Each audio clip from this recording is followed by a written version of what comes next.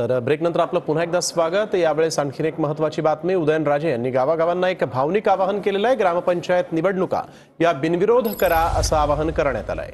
चढाओढ ईर्षा याला तिलांजली देऊया आणि विशेष निधी उपलब्ध करून देण्याचं आश्वासनही देण्यात आलंय। केंद्र राज्याकडून विशेष निधी देण्याचं आश्वासन त्यांनी दिलेलं आहे। सरकारी कर्मचारी यावेळेस तणावात असल्यामुळे आवाहन करण्यात आलेलं आहे। तर उदयनराजेंकडून साताऱ्यातील गावांना हे आवाहन करण्यात आलेले पत्रक त्यासाठी त्यांनी काढलेलं आहे।